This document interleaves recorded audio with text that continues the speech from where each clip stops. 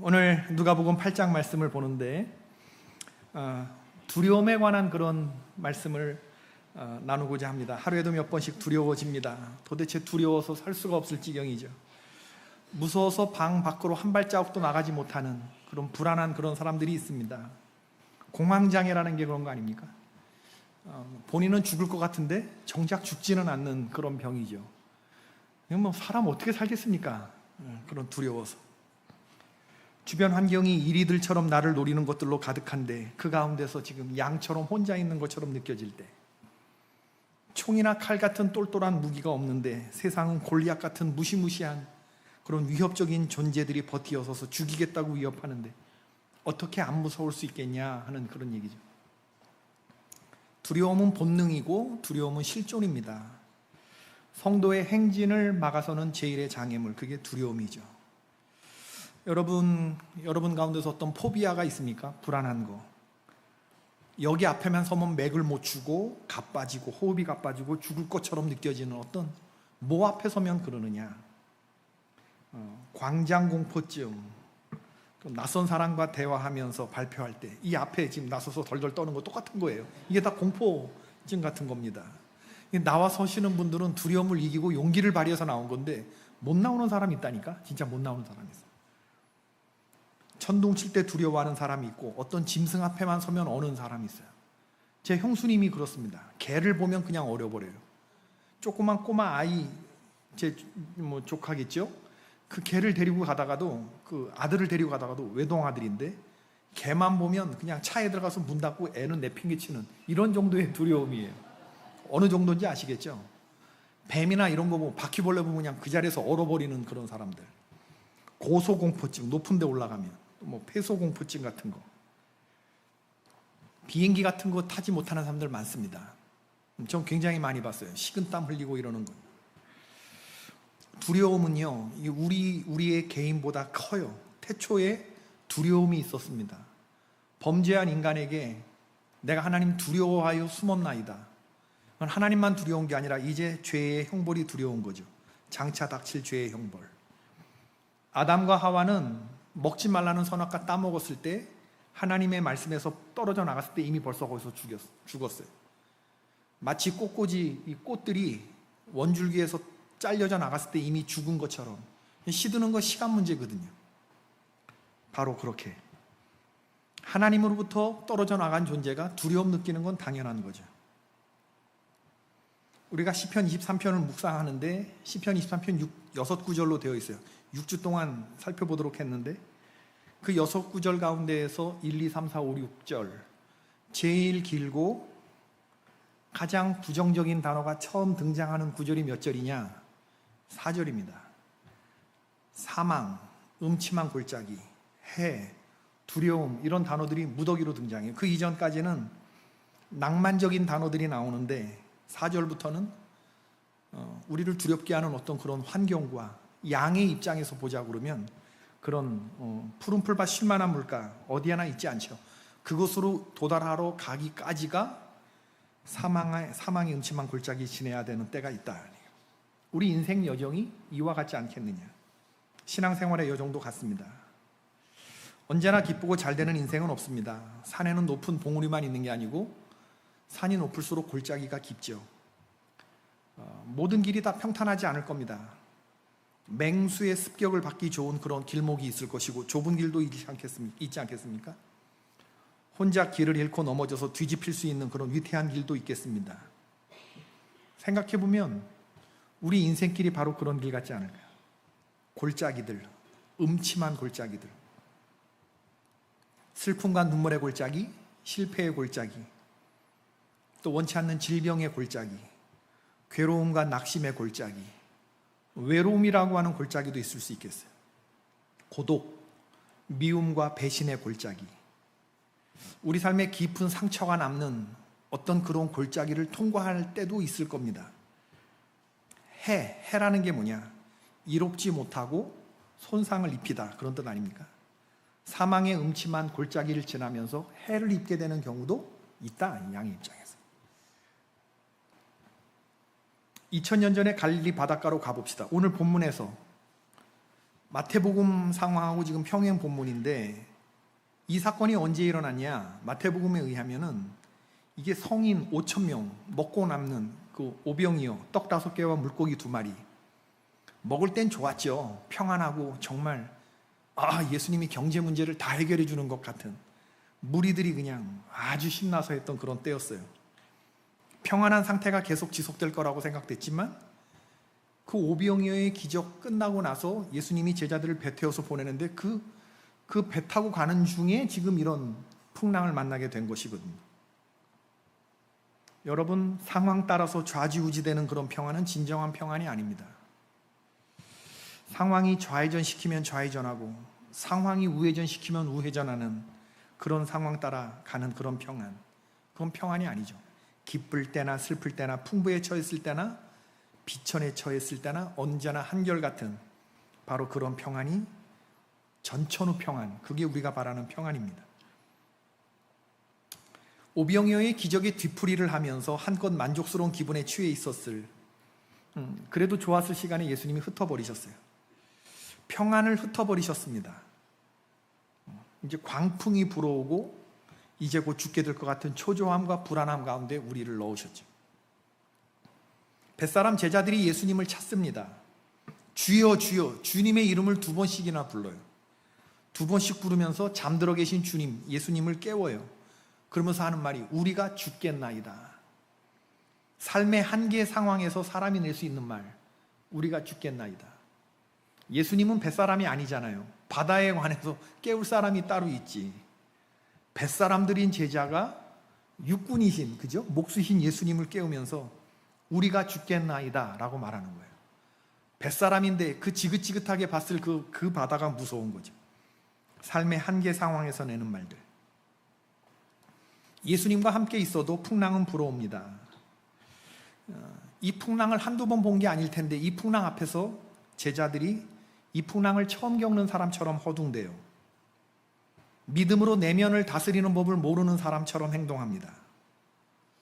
예수님을 깨우는데 잠에서 깨어난 예수님이 풍랑 따위는 아무것도 아니라는 식으로 풍랑을 갖고 문제를 삼는 게 아니라 제자들을 먼저 문제를 삼으셔요.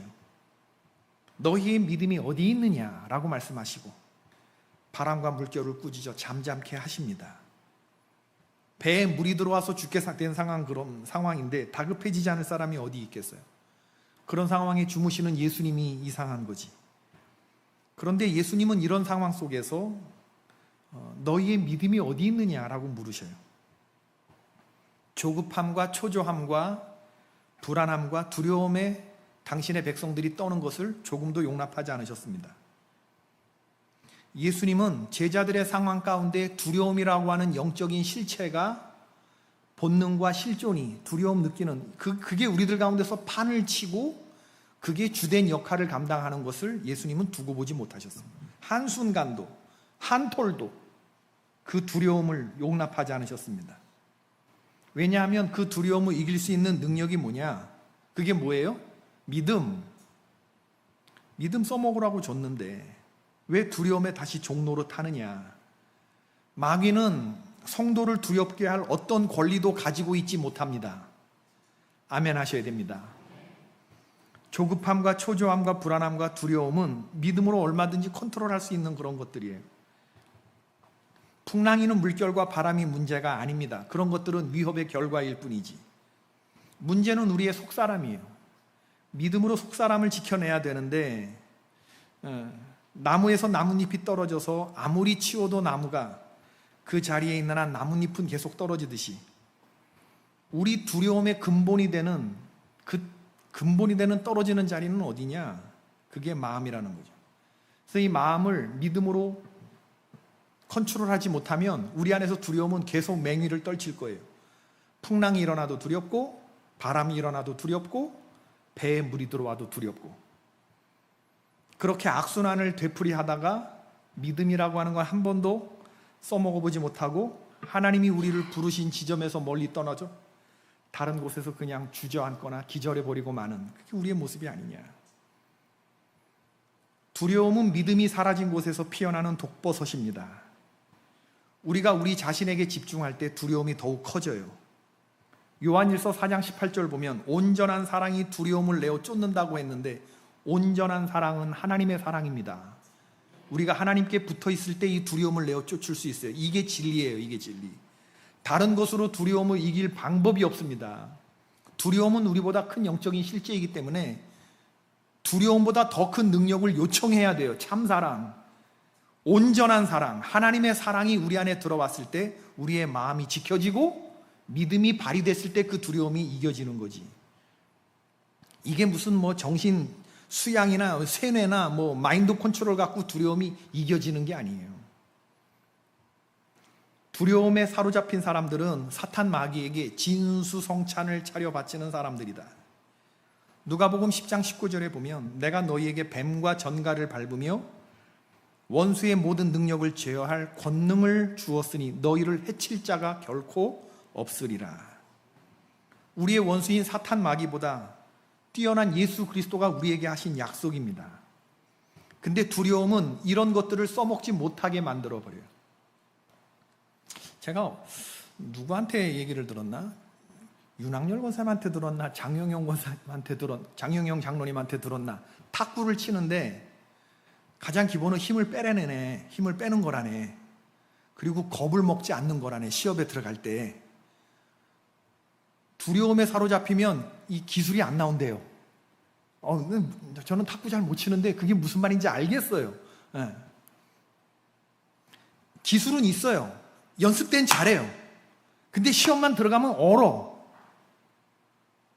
얼면 능력을 발휘할 수가 없겠죠. 그죠? 우리나라가 잘하는 종목이 뭐예요? 전 종목 석권하는 거. 양궁. 멘탈 각. 안 올잖아. 딱 할 때 심박수가 나와요. 다른 애들은 그냥 막 120, 130 뛰는데 김우진인가? 김우신인가? 68. 그 결승전 쏘는데 심박수가 68. 평상시보다도 걔는 더 고요하고 평안해. 와. 바닷가에 바람 부는 데서도 쏜다고 그러고요. 그리고 뭐 군인 부대 가서도 연습을 한다고 그러고요. 광장에서도 설치해놓고 연습한다고 그러고요. 모든 환경을 다 대비하면서 그 연습을 한대요. 그러니까 4대에 딱 들어가면 이미 훈련된 게 있어서 힘을 빼는 거예요. 얼지 않는 겁니다. 두려움과 환경에 지지 않는 그런 훈련을 한다는 거예요. 무슨 말인지 알겠어요. 연습 때는 잘 치던 사람이 꼭 시합에만 들어가서 그냥 어깨가 굳고해서 다 끝나버리는. 뱀과 전갈을 밟으며 원수의 모든 능력을 제어할 믿음을 주셨는데 그거 어디다 까먹었냐? 예수님이 하신 말씀. 너희 믿음이 어디 있느냐? 사도행전 27장 21절 25절에 보면 유라굴로 풍랑 만난 바울의 얘기가 있는데 이 이야기는 제가 보기에 신약판 다윗 이야기입니다. 골리앗이라고 하는 두려운 상대 앞에서 쩔쩔매던 엘라 골짜기에 다윗의 형들을 비롯한 이스라엘 군사들이 그 배에 탔던 275명, 바울 빼고 276명 타고 가는데 다윗처럼 두려움에 사로잡히지 않았던 그 배에 타고 있던 단 한 명의 사람이 그게 사도 바울이었다는 거죠.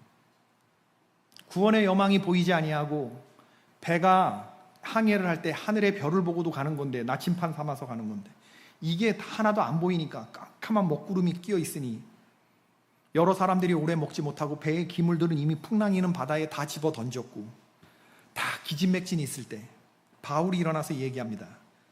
여러 사람이 오래 먹지 못하였음에 바울이 가운데 서서 말하되 여러분이여 내 말을 듣고 글에 대해서 떠나지 아니하여 이 타격과 손상을 면하였다면 좋을 뻔하였느니라. 내가 너희를 권하노니 이제는 안심하라. 바울이 안심하라는 말을 2번이나 합니다. 바울은 지금 죄수의 몸으로 호송되고 있는 중이에요. 너희 중 생명에는 아무 손상이 없겠고 오직 배뿐일 것이다. 나의 속한 바 곧 나의 섬기는 하나님의 사자가 어젯밤에 내 곁에 서서 말했다. 바울아 두려워 말라. 네가 가이사 황제 앞에 서야 하겠고 또 하나님께서 너와 함께 행선하는 자를 다 너에게 주셨다 하였으니 그러므로 여러분이 안심하라. 나는 내게 말씀하신 그대로 되리라고 하나님을 믿노라. 모든 사람들이 다 두려워하는데 그 두려움과 그 삐뚤어진 세상 속에서 하나님을 믿는 어젯밤에 내 옆에 서서 내가 섬기는 하나님의 사자가 말했다. 그게 바울이 안심하는 근거입니다. 선장의 항해수를 믿는 거 아니에요. 제가 난기류 얘기했는데 난기류를 뚫고 가는 파일럿의 능력을 신뢰한 거 그런 걸 신뢰하는 것처럼 하나님께서, 나의 목자 되신 주님께서 나에게 그렇게 말씀하셨다. 이 믿음으로 그 상황을 이기고 나가는, 이게 먹혔겠나? 먹히지 않았을 것 같아요. 왜냐하면 열 나흘 동안 계속 가거든요. 사람들이 조롱했겠죠. 그러나 바울은 이렇게 선포하고 열 나흘 동안 안심하고 가요. 이렇게 말을 했는데도 열 나흘 동안 배가, 항해가 계속 그렇게 이리 가고 저리 가고 하는데 다른 사람들은 두려워하면서 가죠. 그러나 열 나흘 동안 사도 바울은 안심하면서 가요. 결국엔 어떻게 됐는가? 바울의 말대로 됩니다. 바울이 말한 대로 됐어요. 하나님을 믿었기 때문에 우리의 믿음의 선배들은 믿음으로 이 두려움을 컨트롤했어요. 야, 너희 믿음이 어디 있느냐? 주님이 깨어나셔서 하신 말씀. 믿음은 이럴 때 발휘하라고 쓰는 것이 믿음인데 정작 써야 할 때 쓰지 못하고, 지금 그렇다고 그러면 너희 믿음이 지금 액세서리 아니냐? 액세서리. 그런 얘기 아니겠습니까? 디모데후서 1장 7절, 하나님이 우리에게 주신 것은 두려워하는 마음이 아니다. 오직 능력과 사랑과 절제하는 마음이다. 두려움은 태도나 기질의 성격적인 문제가 아니라 두려움은 스피릿의 문제라는 거. 너희에게 당연히 있었어야 할 믿음인데 어디다 팔아먹었냐? 라고 하시는 그런 주님의 말씀. 두려움은 다시 말씀드리지만 우리의 지성이나 우리의 감정 컨트롤, 긍정적이거나 적극적 사고방식으로 해결되는 그런 성질의 문제가 아니라는 거. 회피하거나 무시한다고 해서 없어지는 존재도 아니라는 거. 회피하거나 무시하면 오히려 더 큰 두려움, 그 친구들이 7명의 두려움을 데리고 와서 더 두렵게 만들어요. 해결책은 믿음을 발휘하는 것입니다. 하나님의 영을 힘입는 방법밖에 없어요. 성경을 읽어보면 두려움의 해결의 요소는 그거밖에 없습니다. 그때 우리는 두려움에서 승리할 수 있죠. 여호와는 나의 빛이요 나의 구원이시니 내가 누구를 두려워하리요. 두려움을 컨트롤하는 건 두려움보다 더 크신 빛이 되시고 생명의 능력이 되시는 하나님을 바라볼 때 이 상황이 제압된다. 이 두려움은 우리 주변에서 어디 가지 않아요. 그래서 이거 물리쳐달라고 하지 마세요. 이거보다 더 큰 하나님의 힘으로 타고 넘어갈 힘을 달라고 우리가 이야기를 해야 되는 거예요. 뉴스 앵커들이 뉴스룸에서 인이어, 수신기 꽂고 그리고 주 조종실의 통제를 기다리는 것처럼, 지시를 기다리는 것처럼 인생의 어떤 상황에 우리가 어떤 플레이를 하고 있더라도 우리의 초점이 주님께 향해 있고 주님이 하시는 말씀에 반응해야 됩니다. 주파수를 맞추고. 그래야 우리 인생의 항로가 가장 안전한 길로 찾아갈 수 있다. 예수님이 풍랑이는 그런 바다를 꾸짖으시면서 바람과 물결을 마치 살아있는 존재처럼 말씀하시지 않습니까? 예수께서 잠을 깨사 바람과 물결을 꾸짖으시니 이에 그쳐 잔잔하여지더라. 예수님이 어떻게 생명 없는 바다를 향해서 생명이 있는 것처럼 꾸짖으실 수가 있을까? 그 뒤에서 역사하는, 사람의 마음속에서 역사하는 그 두려움의 영을 보고 사탄 마귀를 꾸짖으신 거죠. 호랑이가 잠을 자는 동안에 숲속의 약한 존재들을 위협하고 군기를 잡던 여우를 호랑이가 일어나서 뒤통수 한 대 갈기는 거랑 똑같은 상황. 할렐루야. 할렐루야.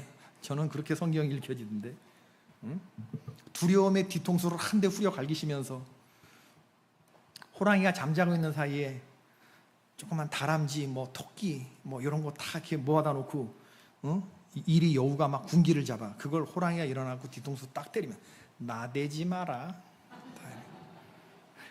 그러니까 두려움이 꼬리를 내리더라. 시작부터 지고 들어가는 인생 되지 마시고 시작부터 먹고 들어가는 인생 되시길 축원합니다. 이기고 들어가는 여러분들 되어야 돼요. 몸은 죽여도 영혼은 능히 죽이지 못하는 그런 사람들 두려워하래요? 두려워하지 말래요? 몸은 죽여도 영혼을 두려워하지 못하는 자들을 두려워하지 말고 오직 몸과 영혼을 능히 지옥에 멸할 수 있는 하나님을 두려워하라. 참새 2마리가 아사리온에 팔리지 않느냐? 내가 허락하지 않으면 그 참새 떨어지는 법이 없어. 하물며 너희는 참새보다 더 귀하니라. 너희는 많은 참새보다 귀하니라. 마태복음 10장 28절부터 32절을 하나하나 묵상해 보세요. 너희들이 나를 시인하면 나도 하늘에 계신 내 아버지 앞에서 너를 시인할 것이고, 너희들이 나를 부인하면 나도 하늘에 계신 내 아버지 앞에서 그를 부인하리라. 하나님을 시인한다는 게 뭐냐면 두려운 상황 속에서 난 하나님을 알아 라고 말하는 사람은 하나님이 두려워하지 않게 지켜주신다. 하나님을 시인하는 건 어떻게 드러나는 거냐? 내가 어려운 상황과 두려운 상황에서 겁을 집어먹지 않는 것입니다. 믿음을 발휘하는 것입니다. 나에겐 아버지가 있어. 아버지가 없는 건 다 고아들이지. 고아들이나 두려워하는 거지. 사람들 앞에서 나를 시인하는 거, 나에겐 아버지가 있다고 시인하는 자들은 두려워하지 않을 것이다. 그 얘기라는 거예요. 여러분, 우리 기독교는요, 두려움에 도망가는 종교가 아닙니다. 우린 남을 공격하는 종교도 아니지만 공격을 받았을 때 등을 보이고 도망가는 그런 사람들이 아니에요. 신앙의 길에서 여러 가지 어려움과 고통과 환난들이 옵니다. 가난과 고난과 희생과 심지어 죽음의 위협까지도. 그러나 그 두려운 환경 속에서도 순교자가 그런 사람들 아니었나요? 죽을지언정 몸은 죽여도 영혼을 죽일 수 없는 사람들 두려워하지 아니하고 영혼을 죽일 수 있는 하나님을 더 두려워했기 때문에 나의 육신의 생명을 취하고자 하는 자들에게 굴하지 않고 나아갔던 사람들, 그들을 우리는 가리켜서 순교자라고 하는 거죠. 우리가 그런 찬양을 부르죠. 주의 교회를 향한 우리 마음, 희생과 포기와 가난과 고난. 그 다음 가사가 뭐예요? 하물며 죽음조차 우릴 막을 수 없네. 우리 교회는 어떻게 부목사님들밖에 모르냐 이 찬양을. 주의 교회를 향한 우리 마음, 희생과 포기와 가난과 고난, 하물며 죽음조차 우리를 막을 수 없네. 이런 고백을 하는 성도들을 누가 막을 수가 있겠습니까? 죽음조차 막을 수 없다고. 너 지금 무섭지? 너 지금 힘들지? 너 지금 고통스럽지? 내가 다 안다. 그러나 걱정하지 말아라. 나니 안심하라. 주님의 이런 음성을 듣고 일어나는 거예요. 너 죽을 것 같지만 죽지 않아. 너 망할 것 같지만 망하지 않아. 너 지는 것 같지만 지지 않아. 우리 주님이 우리에게 말씀하셔요. 우리의 중심에 대고 말씀하셔요. 우리의 중심에 대고 말씀하셔요. 넌 승리할 거야. 넌 일어날 거야. 너는 회복할 거야. 내가 너를 일으키겠어. 이 주님의 약속이에요. 너 스스로 일어나는 게 아니라 내가 너를 손잡아 일으키겠어. 이거지. 그러므로 두려움의 공격을 받을 때 여러분, 우리는 두려움을 키우는 게 아니라 믿음을 키워야 됩니다. 능력을 키워야 됩니다. 우리가 정말 두려워하는 건 뭐냐면 믿음을 써먹지 못하는, 몸이 뻣뻣하게 얼어버리는 거, 두려운 상황 앞에서 공황장애 되어버리는 거, 지레 포기하고 지레 주눅드는 거, 그러면 안 된다는 거예요. 두려운 문제 앞에서 회피하지 말고 믿음으로 정면 돌파하는 개포의 권속들 되시기를 바랍니다. 두려운 문제가 왔을 때 우회로 찾지 말고 그냥 스트레이트포워드하게 직진으로 나아가시기를 축원합니다. 눈에 보여요. 칼과 단창이 내 목숨을 위협시킬 수 있는 것들. 그러나 나는 무엇으로 가지고 너에게 나갑니까? 사시는 만군의 여호와의 이름으로 너에게 간다. 너는 칼과 단창으로 나오지만 거기에 겁을 먹지 않아요. 다윗이 얼마나 살아있는 생명력 넘치는 그러한 하나님의 백성입니까? 오늘 주님이 우리에게 책망하듯 하는 말씀을 들을 필요가 있어요. 너희 믿음이 어디 있느냐? 그럼 여러분 대답은 뭐라고 하실래요? 언제 저에게 그런 거 주셨었나요?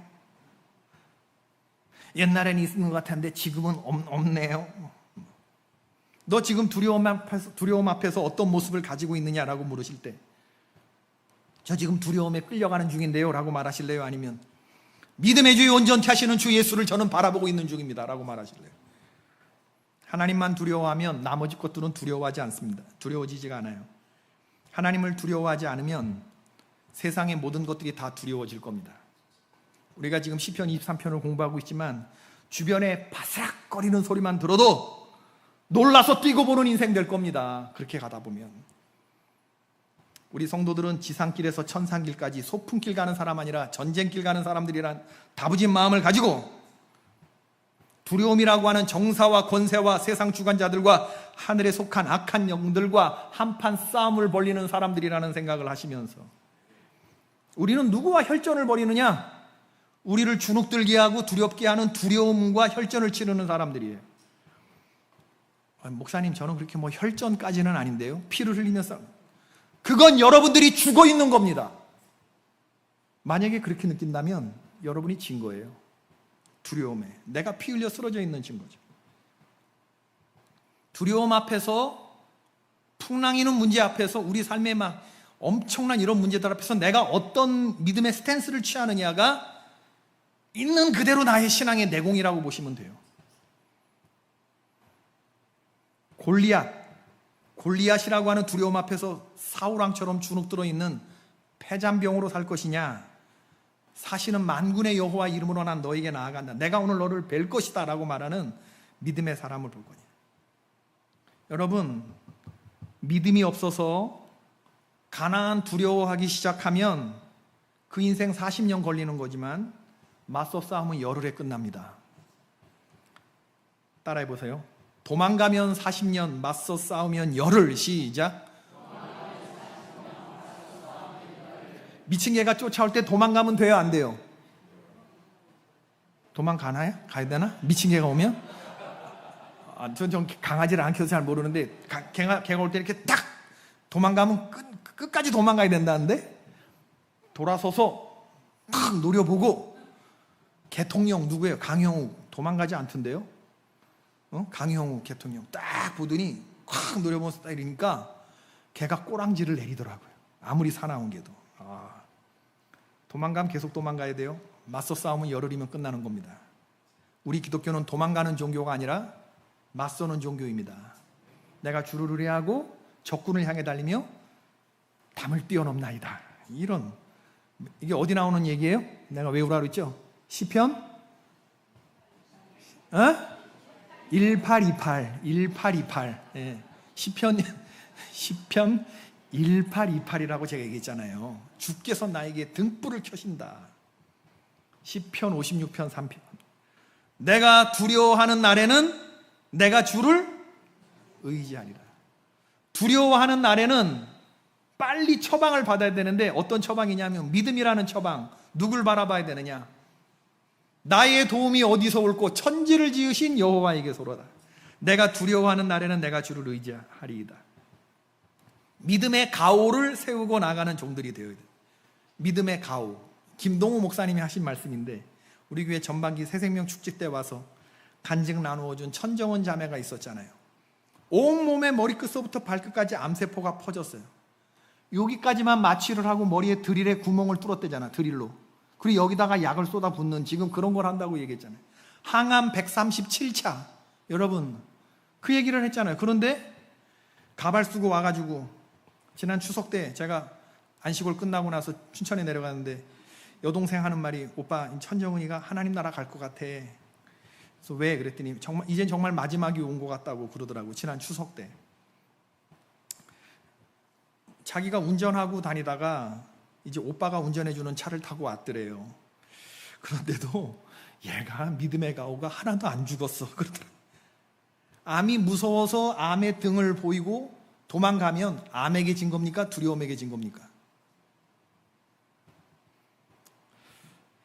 여러분, 우리가 건강이 없지 믿음이 없습니까? 이게 천정원 자매가 얘기하는 거래요.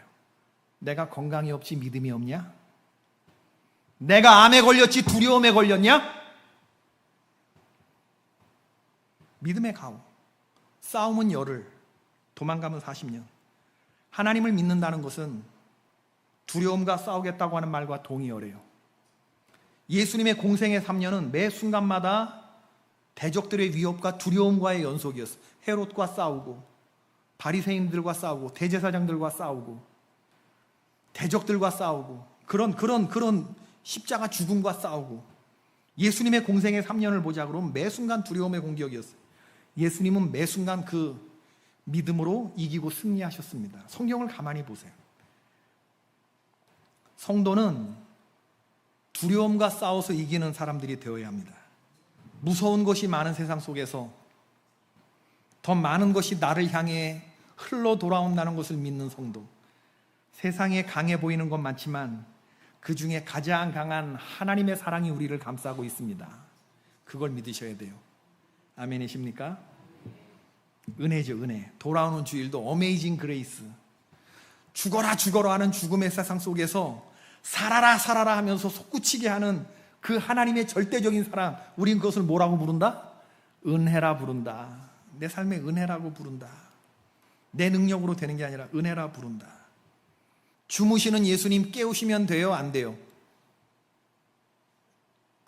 이제 결론을 가잖아요. 대답을 하셔야 끝나죠. 배에서 주무시는 예수님 깨우면 돼요? 안 돼요? 안 돼요. 그냥 그거는 우리 손에서 제압해야 됩니다. 아멘 안 할 줄 알았어요. 네, 그래서 내가 잠시 뒤에 지금 누가복음 8장이잖아요. 누가복음 12장에서 두려움 또 설교할 거예요. 지금 이런 반응이기 때문에 누가복음 12장 1절부터 12절까지 또 두려움에 관한 그런 내용이 나오는데 네, 또 얘기할 거예요. 왜냐하면 우리는 365일 두렵거든. 그러니까 366번 두려워하지 말아라 그런 얘기가 나오는데 성경에는 366번은 올해 2024년, 올해가 윤년이라네. 윤년. 그래서 2월이 29일까지 있었다네요. 그러니까 윤년까지도 하나님이 미리 염두에 두시고 두려워하지 말라고 하셨다. 그래서 여러분들이 지금 두려워하지 말라는데 아멘 소리가 안 나와서 누가복음 12장 할 때도 나 오늘 똑같은 설교를 할 겁니다. 그때 똑같은 반응을 보여주십시오. 그러면 누가복음 한 20장 가갖고 또 두려워하지 말라는 거를 또 얘기를 할 거예요. 요한복음 16장에서 십자가 죽음을 앞두고 있었던 예수님의 마지막 결론이 뭐예요? 이제 나 가? 나 이제 하나님 나라 가? 십자가 죽음이 얼마나 두렵겠어요. 거기서 그냥 찢어 발기듯이 그렇게 죽임을 당하는 건데 그걸 알면서도 마치 남 이야기를 하듯이 내가 인자가 이제 사람들의 손에 팔려서 넘겨지게 되는데 난 이제 하나님의 길로 가는데 죽음의 길로 가는데 나는 너희들이 걱정이야? 두려워하지 말아라. 너희가 세상에서 환난을 당하나? 뭐라 그러셔요? 담대하라. 아멘이십니까? 내가 세상을 이겼다. 내가 이겼으니 너희도 이길 수 있다. 이게 예수님이 제자들 앉혀놓고 마지막 하신 얘기입니다. 두려워하지 말라는 얘기를 하신 거예요. 예수님 마지막에. 내가 세상을 이겼기 때문에 어떤 질병과 어떤 두려운 상황이 오더라도 우리가 가오가 있어야 되지 않겠냐? 내가 병에 걸렸지 내가 두려움에 걸렸냐? 하는 천정은 자매의 말처럼 전혀 죽지 않은 그런 가오로 죽으면 죽는 거예요. 하나님 나라 문 열고 가서 주님 십자가 사랑 보여주신 그 주님 우리 당당하게 천국 문 열고 그러고 들어가자. 두려움에 등 보이고 쫓아다니면서 이런 허접한 모습으로 가지 말자. 그런 거죠. 얼마나 귀한 말씀인지 몰라요. 세상에서 너희가 환난을 당하나 담대하라. 내가 세상을 이겼다. 세상이 내가 보니 그거 그지 껍데기더라. 그러니까 두려워할 거 하나도 없다. 쟤네들 그냥 말만 많은 놈들이다. 이런 얘기 하시는 게 아니에요. 너희가 세상보다 강하니까 두려워하지 말아라. 너희 속에 내장된 뭐가 이래서 두려워하지 말라는 말씀도 아닙니다. 실상 보면 내가 너와 영원히 함께 있기 때문에 임마누엘로 너와 동행할 거기 때문에 그러니까 두려워하지 말라는 말씀을 하는 거예요. 너 옆에 네가 두려워하는 존재보다 더 큰 하나님이 계셔. 내가 있어. 그러니 담대하라. 담대하라. 그 믿음이 나에게서 오는 게 아니라 아버지가 옆에 계시다는 게 느껴질 때 우리가 이게 이겨지는 거예요. 이게. 그렇기 때문에 믿음의 선배들이 다 이 믿음으로 이 험한 세상 살다 하늘나라 갔는데 우리도 366일 두려워하지 마십시다. 풍랑이는 제자들의 두려운 본문을 보면서 오늘 두려워하고 근심하고 고통하는 여러 가지 많은 문제가 있겠지만 여러분 믿음으로 극복하면서 나가십시다. 너희 믿음이 어디 있느냐 물으시는 그 주님 앞에 주님 몸에 힘을 빼겠습니다. 겁 집어먹고 공황장애 때문에 뻣뻣해 있는 이 몸 풀겠습니다. 믿음을 발휘하겠습니다. 그리고 이것을 훌쩍 뛰어넘는 믿음의 영적인 고공행진을 보여드리겠나이다. 오늘 그런 기도가 좀 드려졌으면 좋겠어요. 찬송가를 부를 텐데 440장 어디든지 예수 나를 이끌면 어디든지 예수 함께 가려네. 440장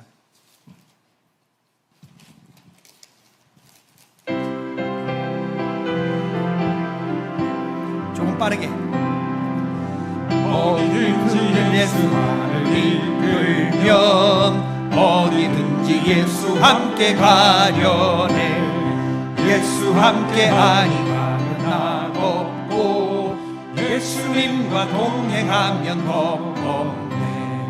어디를 가든지 겁낼 것 없네. 어디든지 예수 함께 가려네. 세상 친구 모두 나를 떠나도 주와 동행하면 외로움 없겠네. 가는 길이 위태하고 험해도 어디든지 예수 함께 가려네. 어디를 가든지 겁낼 것 없네. 어디든지 예수 함께 가려네. 어두운 그늘 나를 에워쌀 때에 주가 함께 계신 믿고 자려네. 죽은 후에 천국에서 깨어나 예수 함께 길이 살리. 아멘. 어디를 가든지 겁낼 것 없네. 어디든지 예수 함께 가. 다시 한번 부릅시다. 어디든지 예수 나를 이끌면 어디든지 예수 함께 가려네. 예수 함께 아니 가면 나겠고 예수님과 동행하면 겁없네. 어디를 가든지 겁낼 것 없네. 어디든지 예수 함께 가려. 세상 친구 모두 나를 떠나도 주와 동행하면 외로움 없겠네. 가는 길이 위태하고 험해도 어디든지 예수 함께 가려네. 어디를 가든지 겁낼 것 없네. 어디든지 예수 함께 가. 어두운 그늘 나를 에워쌀 때에 주가 함께 계신 믿고 자려네. 죽은 후에 천국에서 깨어나 예수 함께 길이 살리라. 어디를 가든지 겁낼 것 없네. 어디든지 예수 함께 가려네. 아멘. 우리 기도하실 때에 주님, 여러분의 모든 문제들이 있는데 하나님, 나에게 더 큰 믿음을 허락하여 주시옵소서.